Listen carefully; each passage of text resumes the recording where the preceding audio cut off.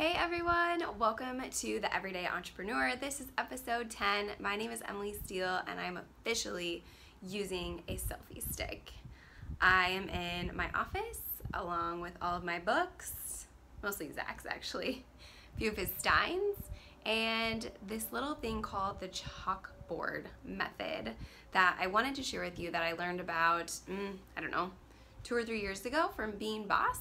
It's a podcast and it's two women who talk all things business. They have amazing interviews with men and women who are just doing cool things, thinking about life a little bit differently, and they just offer a ton of different value. So if you haven't checked them out, make sure to go to Being Boss. The Chalkboard Method, when I learned about it, I was super interested in it because it's so visual. But this obviously isn't a chalkboard. I don't like the sound of chalk on chalkboards. I mean, I'll participate if it's the only option, but I got this whiteboard from, I think it's called Righty Board. I believe I talked about it in another episode, but you just peel it and stick it to your wall. I say just, but I don't mean it that way because my husband and I were sweating when we put it on. It was actually more work than I imagined. So if you get one and it's big, make sure you have like 1 or 2 people helping you put it on the wall.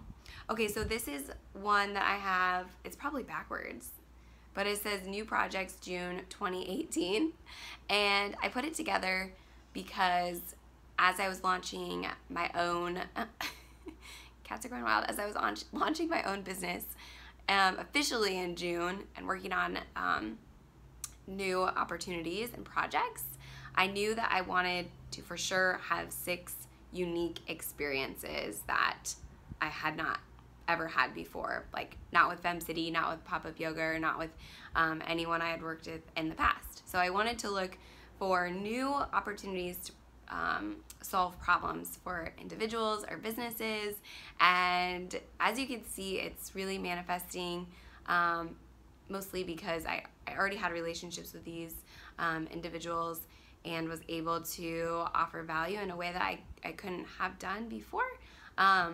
So super grateful for that. But the purpose here is to think about the goals you have. So for me, it's financial, but it's also the projects I want to work on. I'm not necessarily like thinking about clients per se and like long-term retainer.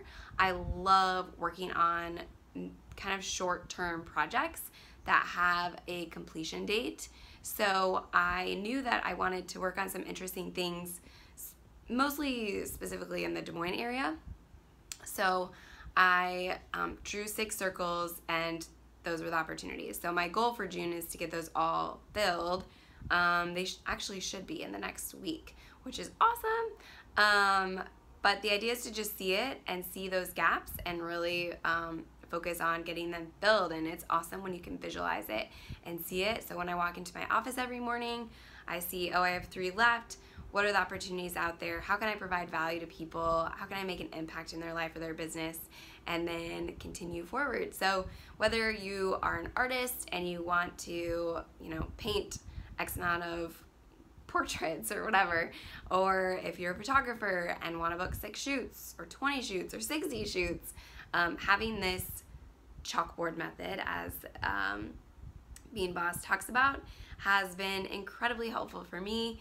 It's made an impact as well financially, so I also have one to the right for my financial goals, and so I have a specific revenue I would like to make every month, ideally, and so I also focus on filling those bubbles up with different revenue streams that are either new or consistent. So again, you can do this in a way that really serves you if you're a business owner, or even if you're not. Like, I love thinking about ways to do this in my personal life as well. So whether it's like I want to go on 6 trips this year and do it and map, have empty bubbles and then find ways to fill those up throughout the year, that's also fun. So we did a little bit of that today since it is Zach and I's 1-year anniversary. We made it 1 year of marriage, yay! And he's delivering me a donut. So he's basically making my whole night complete. But we spent part of the day mapping out our trip to Southeast Asia and booked a place in Singapore, and our next trip on that leg of the 6 weeks is in Bali. So really excited about Bali. I heard a lot of great things. So if you've ever been, drop a comment below. Tell me where we need to go. We'll be there for a little over a week. So anyway, thanks for watching this episode. I hope this brought some new knowledge into your life and your day, and more to come tomorrow. See you soon.